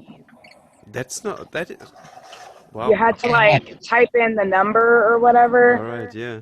Like the number code combination to get to like a bulletin board or the website for like the university or whatever that you were trying to use. And it was, Yeah, Telnet. I think that's what it was. I don't remember. I was a kid. I just knew where I needed to go to shitpost about D&D. Yeah, I was also from the bulletin board era. Have you seen the Reclaim the Internet thing? Yep. No? What was that? Reclaim the internet. Make the internet a safe place again. Was it ever? Right. Yeah. Joe, the politician, Joe, the British politician, what's her name? Joe something. Make the internet, make internet small again. Yeah. It's crazy. Stay on Facebook if that's your life, Yeah. Yeah. Oh yeah, make Facebook safe. That's okay. It's a shit show anyway. I don't give a shit. Really. Well, Facebook lets various countries' governments already limit what people can see anyway. Like Yeah, they there have are. Facebook everywhere, really, but like Saudi In Arabia, China, you can only see certain things, you know. I think that in China even they don't even have. I don't know if they have Facebook or access to Facebook, but I think they have their own thing there. They have their own, yeah. The Asian specific kind of not Facebook, whatever they call it, but Yeah. that's a billion users. That's I think it's called Weibo or something like that. Yes, it is. WeChat. Yeah, Or and WeChat or that's something. WeChat is another one. That's a crazy amount Okay. of people, if you think of it, if you can control that, and in a kind of a nationally controlled and government overseen site, then that's a lot of power. There's a lot of information you can kind of direct at people that way. But Well, yeah, but you can also filter the information to where it's only these certain opinions, Yeah. which I think was kind That's of what I their intention anyway. Terrifying. But I don't know if that. Well, yeah, because it's like, if you, let's say that you're concerned about like where your country's going, and you want to like get information on that, or you want to search something, that is antithetical to the approved narrative of the new internet or Yeah. whatever. Are you safe to do that? Are you going to be reported? Are you, if you just want the truth now, that's playing a game. In a lot of countries, it's playing a game with your life. Yeah, but that's why in Arabia you have 400,000 completely blacklisted websites, But it's interesting the way that there's some business models that won't work very well, or it's harder to implement. Like advertisements. How can we change all advertisements and make sure that there's no women without that show no leg or arm or whatever. You can't even show face if you're talking about Saudi. Or yeah, even worse, So you have a team of slave laborers that paint over all the advertisements before they, or do you completely ban advertisements? That's not good because you're losing business, I don't know, but it reminds me of an ad for headache tablets that had been published in one of those countries, Arabian country or whatever, and they had a before and an after, and the problem is that they didn't consider that these places read from right to left. Oh. Yeah. Nope. So everything was backwards. Take the tablet and feel real bad. That's funny. Yeah, it is. Oh yeah, feel real bad. Take the tablet. I get it. Yeah. That's funny. It's the little things. I'm slow sometimes. Yeah, I'm slow sometimes. But it comes something. That's pretty Yeah, funny. it's funny. But I don't know how ICANN's really going to work. I think at first you're going to see a crap ton of proxy servers popping up everywhere. Well, ICANN only gives away the names, so I would like Dave's Computing Forever's opinion on it. Can you get him in the chat? I wonder. He's in Bearing's. I think he's streaming with Bearing right now. Yeah, he is. Yeah. Still, how can he? He's a popular guy. He probably just likes Sausage Fest, Yeah. That man T. What's the other one? That guy T, you mean? Yeah. Well, if he's on that chat, we could potentially chat in the chat, right? We could just spam it. Come on. Sure, go for it. Come here. Come here, you. We have a question. We have women. Can you have multitask? Yeah, and we have women. That's funny. So Actually, one thing he you covered can do. our topic in his regressive news. Yeah, see, that's Sorry, the thing. That's Raymond, why I'm I getting said a lot to of Carlos, feedback. let's make a special topic next week. Go completely on internet censorship. I think there's so much good stuff there, that you could Done. talk about. Yep, it's done. Cool. I'll send it up tomorrow. So just that open media one, that one, I think that might be an interesting one to kind of look into. They are raising funds, and they have 30,000 something raised. No, they want 30,000. They have 29,000 something raised. So if anybody wants to look into that open media. ICANN. To go back to that, what does ICANN do? I think they just basically sell the internet names, right? No, ICANN attribute the internet names. Names, yeah, attribute them. Yeah. So they could potentially, if they wanted, throw a spanner in the works and say, okay, this name is just not available for technical reasons, whatever, you know. That's one thing that they I'll could give do. you an example of they basically also give out the suffixes like com, au, and all that. Yeah. Com, au, whatever. Up until up until 5 years ago, in Portugal, you could not use the suffix .pt. Okay. That was just reserved for official Portuguese government and other Alright. stuff. So now it's available, but before you couldn't. I could not have my email address on my site saying castrejo 67.pt or whatever. Now I can, but I still have some. It's not just saying I can get it. I have to There are some requirements which I have to give. Like I have to be I most likely have to be a business. That's one of the reasons I can. One of them. Who things made I have that to have, rule? yeah. I always wonder because I think Portugal. there is some national, there's a national step as well because Exactly, if you want a .com domain, it's very cheap. In Ireland, if you want a .ie, it costs you 5 times the money. It's like 250 euros for an .ie domain. It's crazy money. Wow. And it's just the money going into some politician's pocket. You know, they thought, oh, good, we can make some money here. That's brilliant. Gosh, you can get a .com here for $10. Yeah. It goes. That's. It might be down it now, goes- but when it started like 10 years ago, I looked into it and thought it's crazy. You must be absolutely crazy, or like a really big company. Well, not a big, but you must be a company basically to even think about getting an IE domain because it's so expensive. Same nobody here in uses them Portugal anyway. some time ago. But you could have com.pt, for example. Right. Cheap. Would it not be but- the other? Oh yeah, com.pt. Yeah, that's co.uk, right? Exactly. Commercial, basically. And com.au for Australia. Yeah, that makes sense. In UK But, they have that. The I'm learning subdomain. so much right now. Yeah, but oh.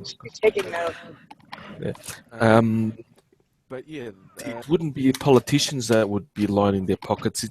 It's revenue, tax revenue for the company, for the country. It's like a tax that, of course, if they don't change it, of course, someone's pressuring them, and they are getting. Well, so there's one thing, right, about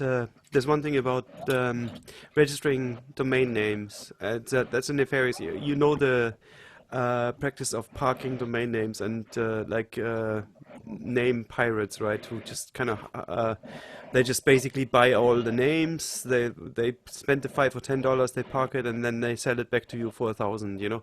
But one thing that's kind of a rule when you are making up a domain name is that do not do the thing that a lot of people do. Don't type it in as a domain name because it can be snapped up by somebody else. Oh, somebody's using that domain name because they want to look if it's free.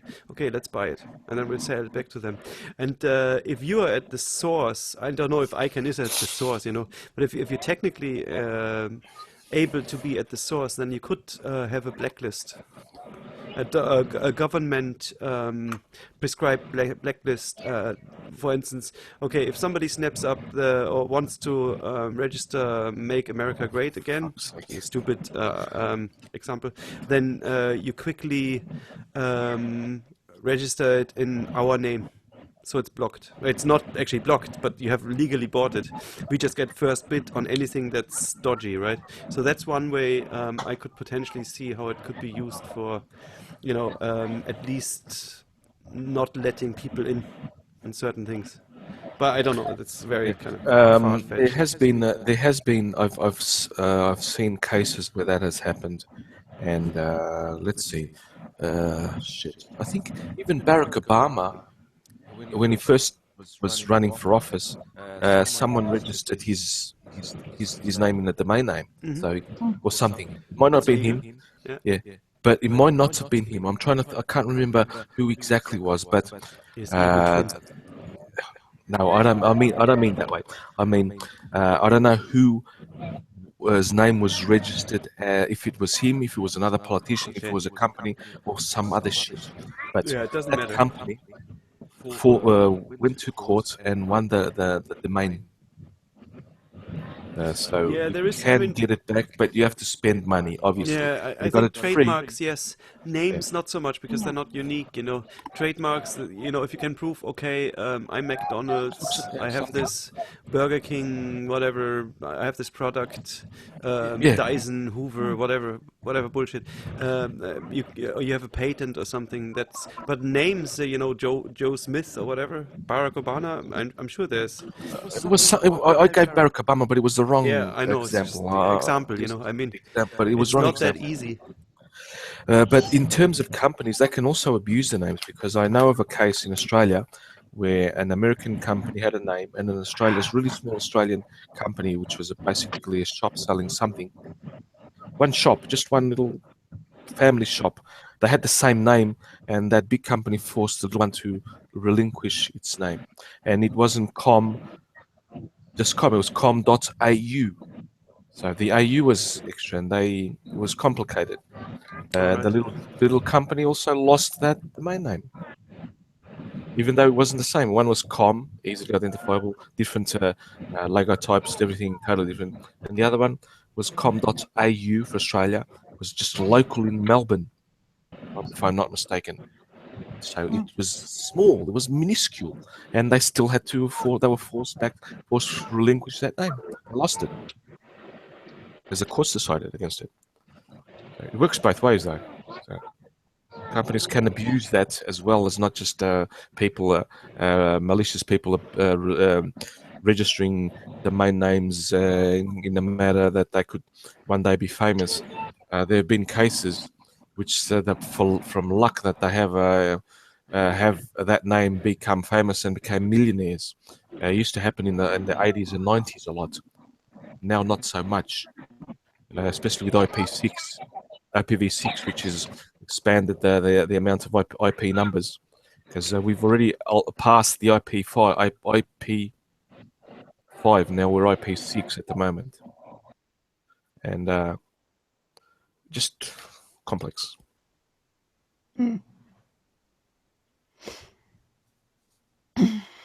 So everyone went quiet. Too techy for me. I don't know that stuff. I don't know it fully. I'm not nowhere near an authority on that. I just know my basics. I read a lot of magazines, computer magazines when I was a kid, when I was just growing up and stuff. And not just when I was a kid, when I still sometimes do. And that comes up. Yeah. Okay. I sent Dave the link, so I don't know if he'll be in, but I sent him the Hangout link, just to let you know. Well, he did leave Bearing's Hangout. I just checked. How dare he? How dare he leave Bearing and not come to us? He might be trying to. It's hard to link from mines because they're still writing so much code for the messages to website linking, so it's kind of. Yeah, I can't send this. Well, you could tweet it to him. I don't know. I don't know. He doesn't follow me, so I can't tweet to him. Yeah, that's true. You need direct message. Yeah. I don't know. Yeah. Well, we'll see. You'll have to come next week then. Oh yes, Yeah, so we you'll can have get to into like, I don't know what the dark web is. I don't know what the I2P is. I don't know what like any of that is. So I would Yeah, actually see. really like to talk about it. Yeah, we should. I think we absolutely. should. And I would also like to talk about the link tax, which is something they want to decide in Europe, and about I don't know what it's called. There's a law for in real life copyright. You know, there's certain things that you can't do. Like you can photograph the Eiffel Tower, but not at night. It's But it's forbidden why? because it's a piece of art then. You know, they have certain. They're Oh, it looks so basically, but horrible though. they're trying to widen the concept of art to public certain public spaces and buildings, and they say this set of buildings. Like the Eiffel Tower at night is one of the examples. The inside of Notre Dame is another one. That Heck. see a pattern here. It's all French, but certain things you cannot take photos of, and even privately share the photos because you're infringing copyright. It's interesting, and Eiffel Tower is I very think it ugly. goes into this kind of idea of what freedom is. You know that you walk around and you can see with your eyes a building, and you're not committing a misdemeanor or a crime or whatever, or, you know, you're not breaking any rules. But the minute you take a photo of it, you're breaking a rule. It's really strange how that, you know, changes stuff, you know. It's really strange. I mean, it's not that you're, I don't know. That Why does it have? I don't get why nighttime matters. Because apparently they make a lot of money with the government, or whoever has that monopoly makes a lot of money with Eiffel Tower shots at night, you know, selling them as Oh, postcards and the whatnot. way it's lit up because it's pretty. Yeah, it's pretty, exactly. It's It pretty. looks Look at the it's the shiny. gaudiest thing you've ever seen in your entire life. Yeah, Except at they night because they it's all lit up. they absolutely did that in the World Cup. Yeah, the European Cup.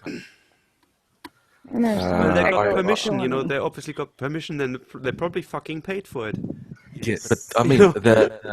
the official transmission licensees, a Wi-Fi, could photograph it. Yeah, I mean, you could But probably photograph it off the screen, and then you would probably unknowingly or reproduce it, or take a screen grab and then put it on your Facebook, you yes, know? they catch you. They block you. They force you to take it down. Yeah, that's what I'm saying. It's That's reproduction, right? crazy. And it's a really interesting concept because I have a slightly different concept that I want to put you, and it's slightly weird. You go to okay, they don't exist anymore, but or they're going out of fashion. But you used to go to a video store, and you would borrow a DVD, okay? And Yeah. you bring the DVD home and you watch it that evening, and you return it the next day. Fine, you've seen the movie. Okay, now a thought experiment. You don't watch it that night. You watch it one night later, and you bring it back after 2 days. So you paid for 2 nights, but you only watch it for one night. Okay, next thing, you bring it back the next day, but you watch it the evening after you have returned it. You have factually done the same. You spent one evening, you watched it once. You just didn't watch it on the evening when you had it hired. Okay, that was my method of watching DVDs. You know, you'd actually make a copy, you'd bring the DVD back, you watch the copy later, and then you delete the copy. But it's illegal, right? But in fact, you've done the same thing. You just haven't been inconvenienced by the fact that, hey, you have to watch it right now, tonight. No, I'm too tired. I don't want to watch it. I don't have time, whatever. You know, something came up. But I have paid for it, so I want to fucking watch it.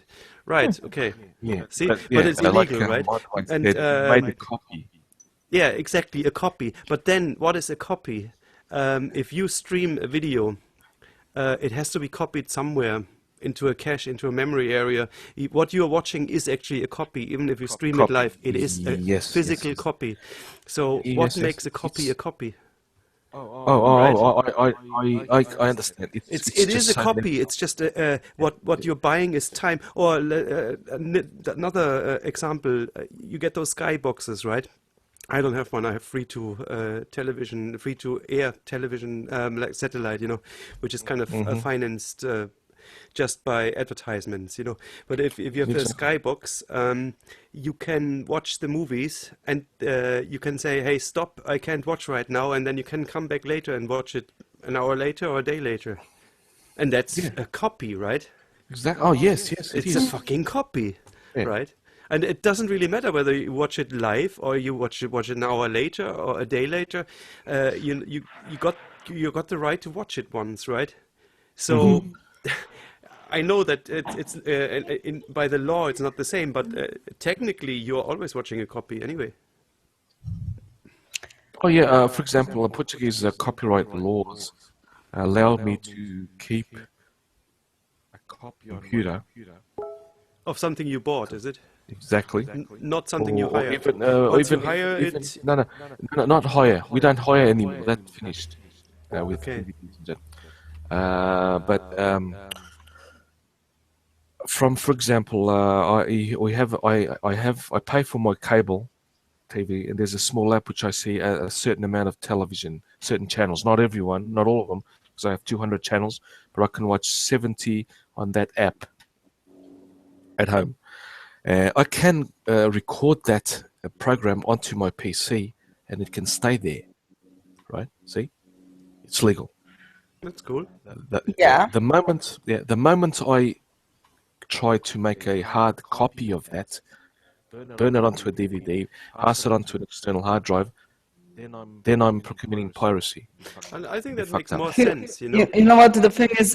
This actually makes me laugh because there have been laws about this in the past, and the fact is, this is trying to play around with the old law where VCRs were sold and people just called it shit on VHS tapes, and no one gave a shit. Exactly.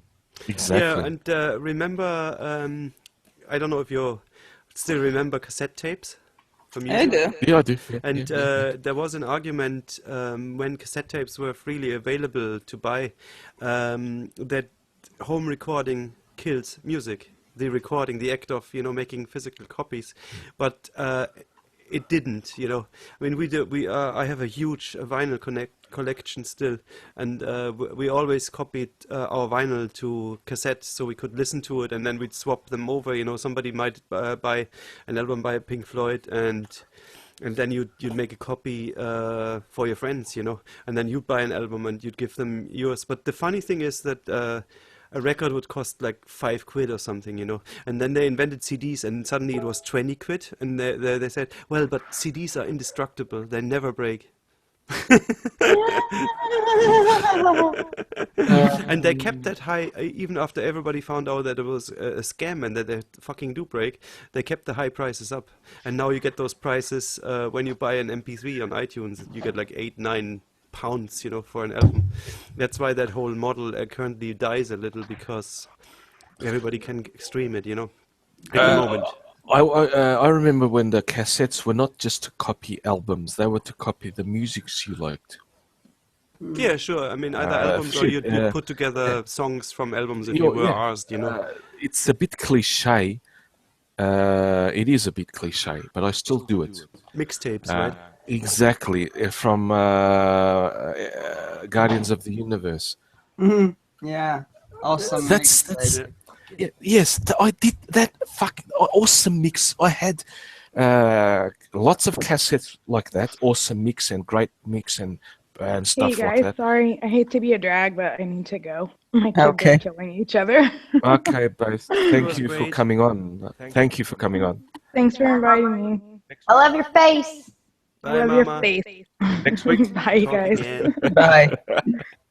Bye-bye. And then I made CDs the same, and now I make playlists like that. My awesome mix. Yeah. Yeah. So, I pirate everything, so, and no apologies.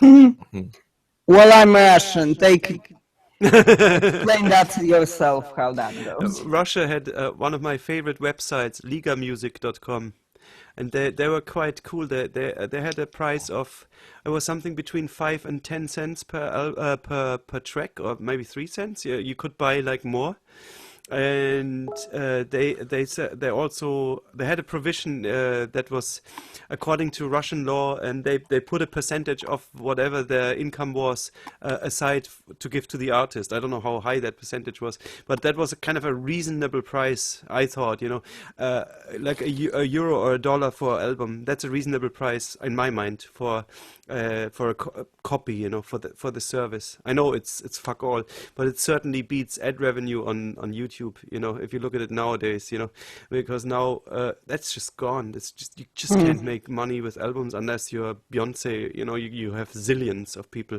so you got people who are stupid enough or fan enough to actually buy a physical copy. But normal bands, it's dead. It's like music is basically, as a business, is dead. Well, that's just the way it is. There's no point in whining about it until the censorship comes back, and then it will probably become, you have to realize that we were living last year at the apex of internet freedom, and it's all gonna go downhill from here. That's what I'm saying. Because the big business will find out, oh, there's money to be earned here. We just need some new regulations, There'll be less and less. You see it like the way when you're looking for an album or music on YouTube, and then it's not available in your country. But that's just the tip of the iceberg, I would say. But I'm drunk. No. It's correct. You might have one point, but on the other hand, there are people that are constantly pushing back. Have you heard that actually Kim.com is back from his little refuge somewhere in the islands, and he's declaring a new war? Cool. Maybe he'll be on the dark web soon. Then everybody will. I mean, at the moment there's no real need to download huge stuff because there's streaming and speed is there, so you don't really need to bunker data. It's just there. I'm actually one of the people that don't care for streaming. I like bunkering my data. So you're a magpie like me, Red. Yep. I'm a hamster, even. A hamster. That's even better. Yes. No, I think that's good, and I think in a way with YouTube Heroes, we have to all be hamsters as in regard to kind of questionable content or critical content. Download the videos while they're still not banned. If they implement that, I'm leaving YouTube in an instant. Yeah. Well, you only have Hangouts up, so how many people are going to watch them anyway? Yeah, well, but I'm still just post-testing, and I'll also close my motorcycle vlog. Yeah. You can go. I mean, you can take it. You can always go to VK. Vimeo? No, VK. VK. It's a Russian social platform. No one gives a crap. Yeah. It's a beautiful cesspool of shit posting and anything you wanted. Well, we can go to minds.com. I don't know if they have their own hosting for video material. I mean, that's always the thing. You need to build an infrastructure, one thing, and you have to give a lot of invest in money in a lot of bandwidth, to download. But the other problem, obviously, is to be well known enough. There's so many alternatives, but there's very few that are well known, that kind of people could flock to. But don't you think if they really start censoring, a really serious, viable alternative will pop up? I mean, if they really, really start doing that, people will flock to it. There will be one for the subculture. Have to pop up. It can just build up on a place that has that infrastructure already. Yeah. So I don't worry about it. It has to be, it's not that easy. I mean, you have to still, you cannot just like copy YouTube, you have to kind of do programming and all that, and it has to have a decent user interface, because YouTube is very good. It is a very well-made website. It's not easy to replicate. Well, VK is an application of Facebook, so it has everything, including video platforms. And I fucking hate Facebook. I would really hate. Well, I do hate watching videos on Facebook. It's the worst experience. Yep. Because it's just an endless stream of shit. Basically, that's what Facebook is. Yeah, but that's because the people that do that make shit videos. You know what I mean? Yeah, no, but it's also the way that it's structured, you know. It's the way that it is structured as a stream that goes from the top to the bottom with a memory of a microsecond, you know. You're like a fucking goldfish who doesn't know what he did an hour before. That's what I feel like in Facebook, you know. What the fuck, you know. You don't have that structure like in YouTube. You have your subscriptions, you have your history, you know. So you can do a little bit of it could be better, but it could be a lot worse, you know. And like Vimeo or something like that, you know, these really simple sites that, okay, we give you one video and you watch that, eat that, you know, that sort of thing. And in YouTube you have kind of the feeling that you're in control in some way, you know, on what you want to watch. Obviously you can also be a sheep. You can go on the couch and just feed me, fuck, I don't care. But you can also kind of steer it and say, okay, I want my subscriptions, that's what I'm interested in, you know. Yeah. Yep. So that is hard to replicate. Or maybe it's not hard to replicate, but apparently nobody has an interest in it. Everybody has an interest in a wall of shit going by, and that's, for me, that's Twitter. You know, it's yeah, it's there, but it's unorganized. It's a wall of shit, and it's for people who have a lot of spare time. If you have 3 hours to watch shit go by, and eventually something comes by that's really interesting, that's fine. But that's not me. I don't have the time. You know. Actually, Twitter sort of, because it's just so fucking cancerous and shit and everything, Twitter actually prevented me from getting a depression. Really? That's cool. Yeah. I kind of like the mobile Twitter interface. I kind of like it. Oh, no, that's crap. I use it on PC. I can't stand the mobile one. Yeah, I like the night view, you see. Yeah. I created my account in 2011, but only last year, November, did I really get into it, because Facebook was shit, and I used it only to promote my area. Still and is talk to my shit. cousins. Yeah, it's still shit. Yeah, and I was on my doing my vlogs, and I said, let me promote some in Twitter, and I started opening up creationist stuff. I was debating creationists and religious cunts. Then I discovered the rest of the cancer that Twitter has. And I would come from work happy because I was just pissing myself laughing at the stupidity that some people post. And I troll them, obviously. And I go to bed every night with a smile on my face just by looking at Twitter. So that's me. So just incredible, like Lacey Green. She writes any type of social interacting and trolling on social media. Yeah, Vegans. I told them I despise them so much. So I just love to beat them with the facts. Yeah. And vegans. I tried. They are like creationists. I try to avoid them now. They, oh God. No. Well, only radical vegans, right? I've only met ex-vegans are the moderate ones. Yeah, I've never seen a non-radical vegan. Vegetarians still have some brain cells left, but vegans, Yeah, I respect vegetarians. Yes. They're not saying, oh, I only eat. No, they are quite I think cool, the worst are the ones that feed the dogs vegetarian. Yeah, and the even kids, cats, obviously. and the cats. Yeah, but The kids, the children. the cats as well. too.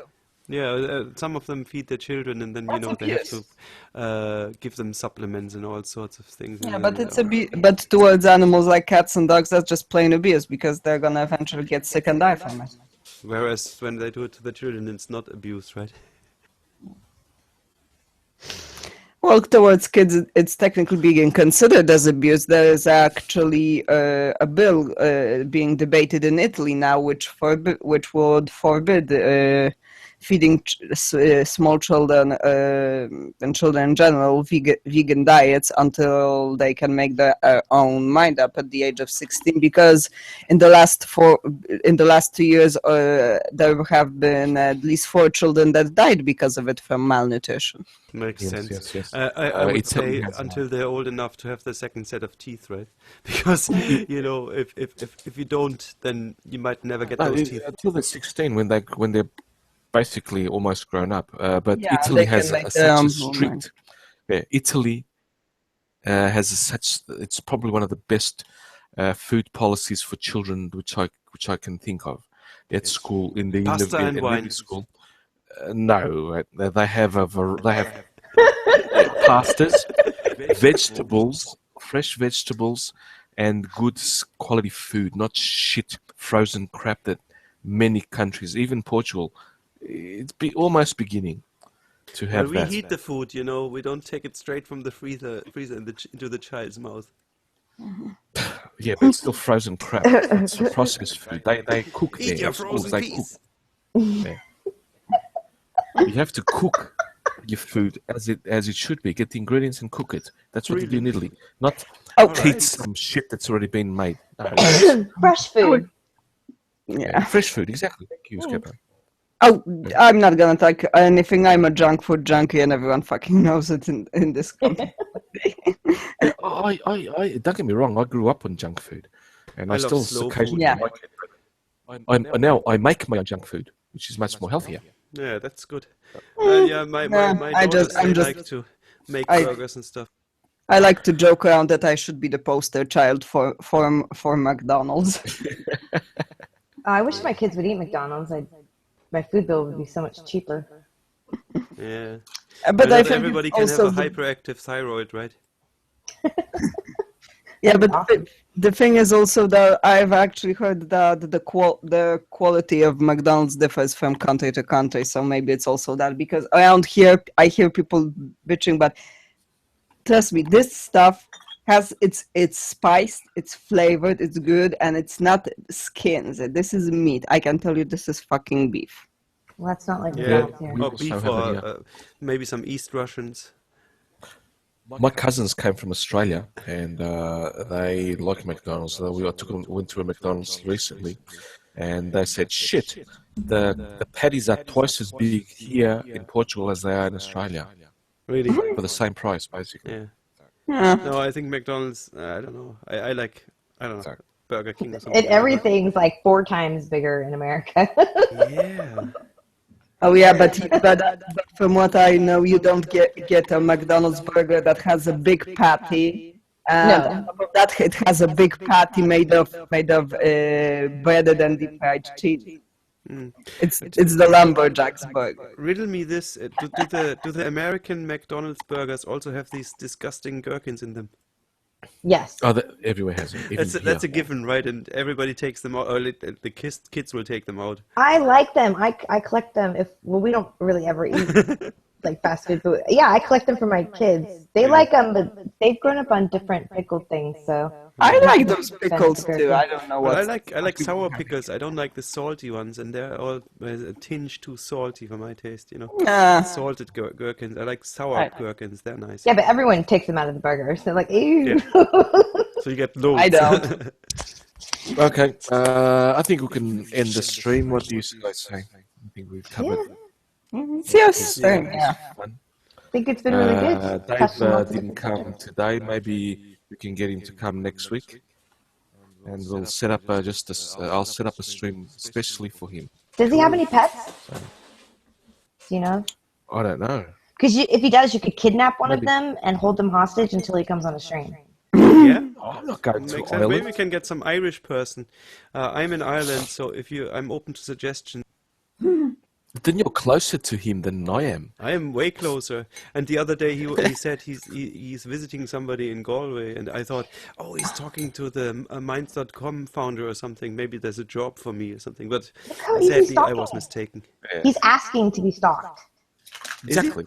Yeah. Yeah, he is. Especially when he says, I'm going to Galway. I'm in County Galway, so. Yeah, there you Exactly. Okay. Final words, everyone. Whoever wants to go first. I guess don't sit near monks in orange shirts. Muslim monks. Yeah, I guess. Oh, and come to my channel. Listen, I got a new song in the pipeline that's gonna come very soon, within 3 or 4 days. Yeah. Red? I'm bad at making any final words. But So there's that 8 will people watching. those will be my final words there. Jen? Ladies, get your boobs checked. Gentlemen, watch out for prostate cancer. Fuck Islam. Great. Exactly. And everyone, check out these awesome people's channels and their Twitter accounts. Subscribe and follow. They are awesome people. And from me, Carlos, I would bid you a fair farewell, and see you next week. Bye. Bye.